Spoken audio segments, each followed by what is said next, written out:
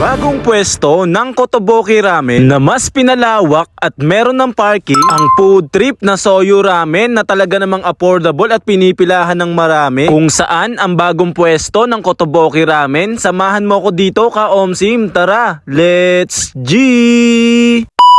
Ngayong araw, meron ako nalaman. Masarap na food tripan kaya't aking pinuntahan. Dito nga lang pala yan sa bagong pwesto ng Kotoboki Ramen na matatagpuan sa may number 7B, Espiritu Street, Barangay Mabolo, Valenzuela City. Pinipilahan ng mga tao mula 3 PM hanggang 12 AM sila bukas. Mas pinalaki na pwesto ng Kotoboki Ramen at mas pinaraming mga upuan. Sa mga nakakaalala, eto nga pala yung binlog ko sa may Pulo, Valenzuela City, dun sa may tulay. Pinipilahan na Soyu Ramen dito sa may Kotoboki na halagang 100 pesos lang. Saktong-sakto na naman to sa malamig na panahon. Maglaan lang tayo ng konting oras guys kasi marami talagang kumakain dito. At meron nga rin pala sila mga dinagdag na mga bagong menu katulad na nga lang netong siopaw at siomai. Meron tayo ditong Soyu Ramen at merong gyoza, merong pork siomai, merong bola-bola at asado siopaw. Meron na rin sila ditong beef bulalo at pwede na rin kayo magpaihaw ng pork barbecue. Imbis na malasado, hard-boiled egg ang ginawa ni tatay dahil mainit dito sa Pilipinas. Baka daw mabilis masira kapag malasado. Soyu Ramen na sa halagang 100 pesos, siguradong mabubusog ka dito. Sa mga hindi pa nakakaalam, si tatay nga pala ay nagtrabaho sa Japan mula 1980s. Kaya naman, yung pagkakaluto ng Soyu Ramen ay talaga namang solid at panalo na halos parang kumakain ka na rin sa Japan. Biruin mo, sa halagang 100 pesos, talaga namang solid na rin yung serving at only sabaw. Nasasamahan mo pa nga ng gyoza na 50 pesos lang ay 4 pieces na. Na 80% nga ng laman ng gyoza ay gulay. Na mas sasarap pa nga yan kapag nilagyan mo ng homemade chili garlic. Malambot na laman ng bago nilang menu na beef bulalo na merong kasamang bone marrow. Na sa unang kagat, siguradong damay pati sinaing ng kapitbahay. Sobrang lambot ng laman neto at yung sabaw ay hindi ganong kaalat. Na mas solid kapag merong kasamang kanin. Meron na rin pala sila dito ang bagong menu at nadagdag na pork siomai na mas masarap pa nga pag nilagyan mo ng chili garlic, toyo calamansi. Meron na rin silang bola-bola at asado siopaw. Sobrang solid neto guys, promise. Halagang 100 tapos 50 pesos na gyoza. Talaga namang busog ka na nun. Sarap na sarap talaga ako kumain dyan guys. Lalo na yung gyoza nila tapos lalagyan mo ng chili garlic na gawa nila. Itong Kotoboki Ramen ay talaga namang dinarayo ng maraming tao. Ang daming pumipila, ang daming kumakain. Lalo na kapag gabi. Kaya ikaw ka-omsim, kung hindi mo pa natatry kumain dito, try mo na kumain dito. Ang dami talagang masasarap na food trip dito sa Valenzuela. Bago ang lahat guys, yung suot ko nga palang damit dyan ay galing sa All Day BC Apparel. At ayun, isa na namang solid na food tripan ng aking naomsiman dahil alam nyo naman, food trip at good vibes lang ang lagi nating dala. Muli,